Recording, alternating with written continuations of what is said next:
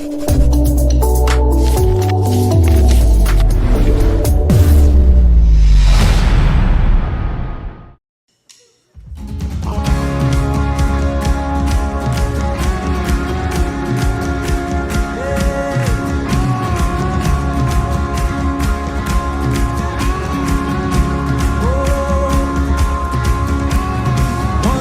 into the night, wanting a place to hide this weary soul,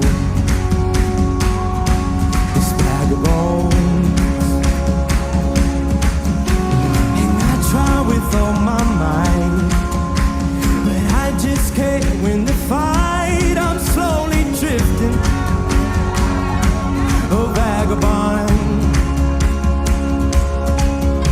And just when I ran out of road, I met a man I didn't know, and he told me that I was not alone. He picked me up, he turned me around, he placed my feet on solid ground. I thank the Master, I thank the Savior, because he healed my heart, he changed my name, forever free. I'm not the same. I thank the Master, I thank the Savior, I thank God.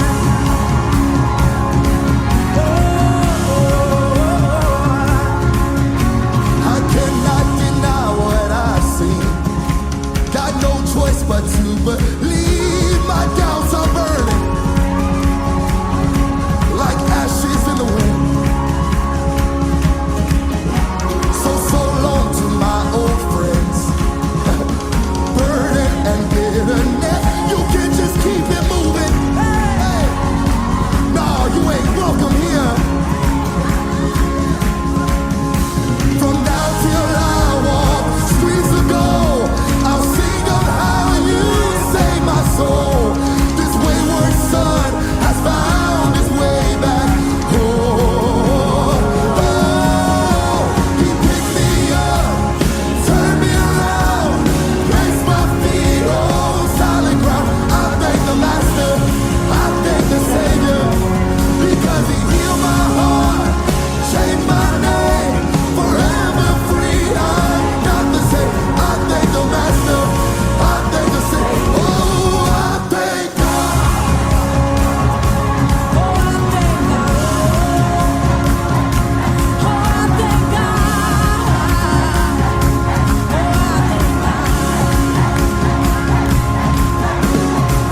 Lost another one. I am free. Oh yeah, I am free.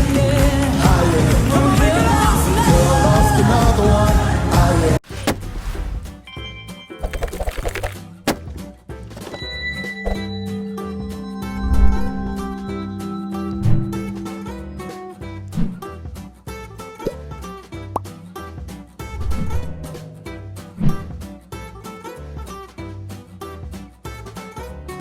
Happy Tuesday morning po sa inyong lahat mga kapatid.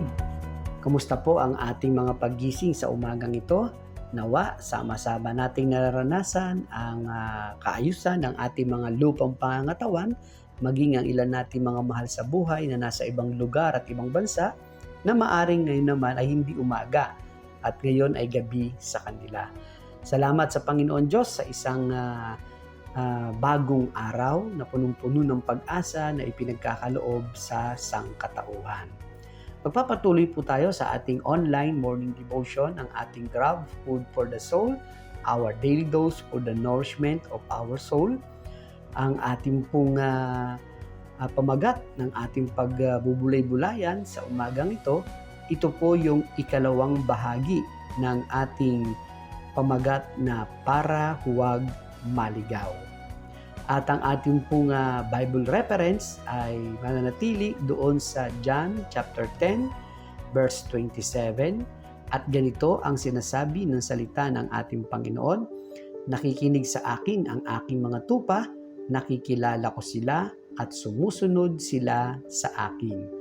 Salamat at purihin natin ang Panginoon sa ating pagbasa at pagkarinig ng kanyang mga banal na salita.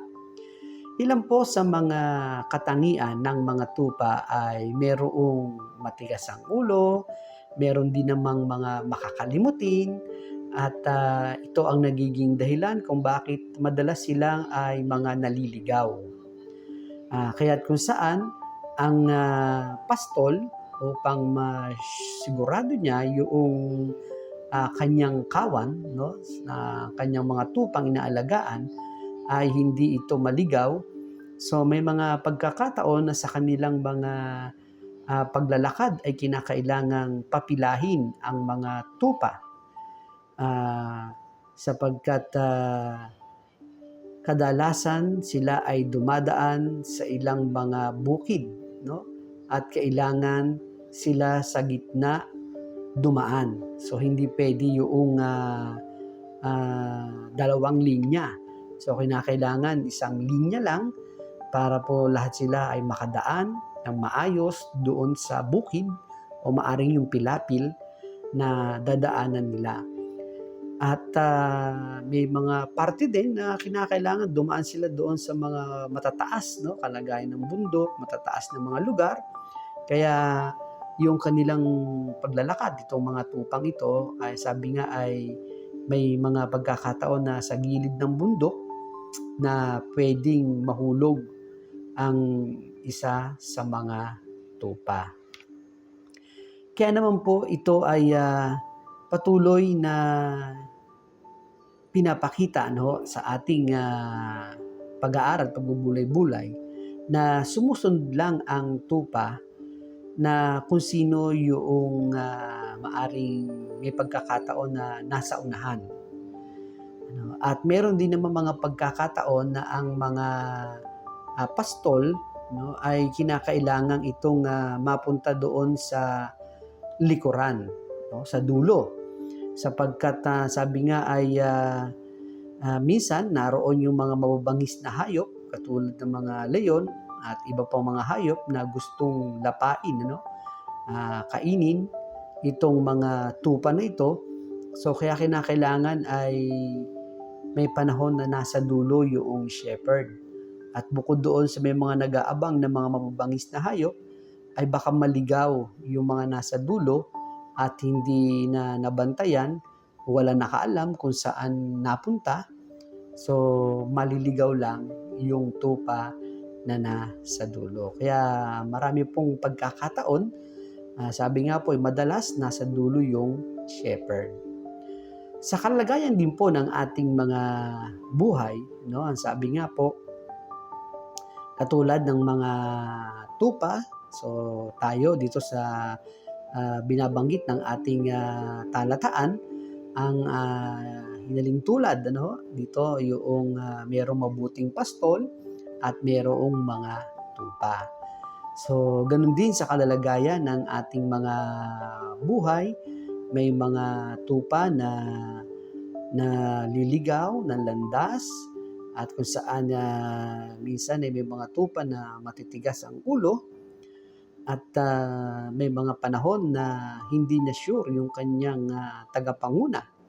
Kaya kahit ang tumawag, sabi nga sumipol, magbantay sa unahan, magbantay sa likuran, ay nagkakaroon ng malungkot na karanasan na ito ay naliligaw dahil na rin sa mga kapaligiran na naimpluwensyahan at iba pang mga bahagi ng kanyang buhay, kahinaan, kaya ito ay naligaw bilang tupa doon sa kawan ng ating Panginoon.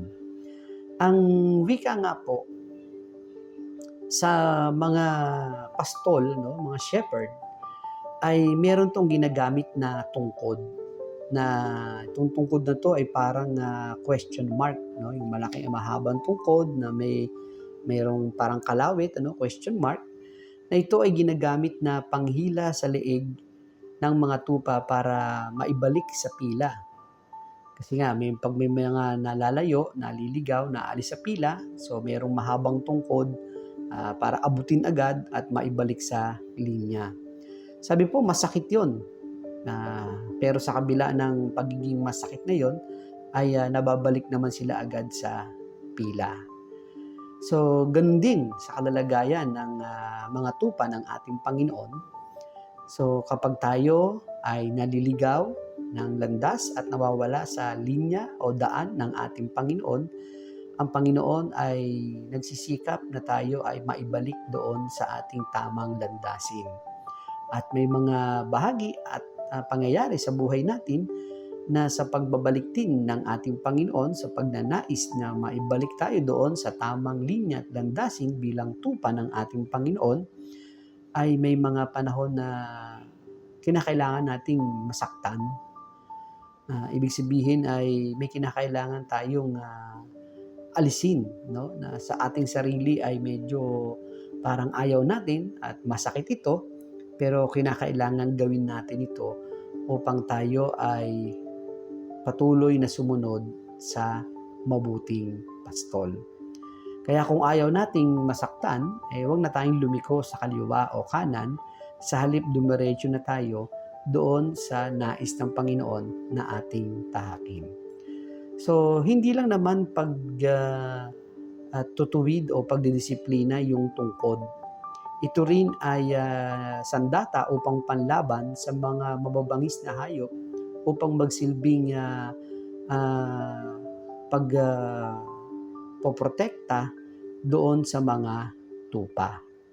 At ang ating Panginoon ay lagi tayong pinagtatanggol at sinisikap at sa kanyang kalooban na tayo ay laging maingatan, lalo na sa mga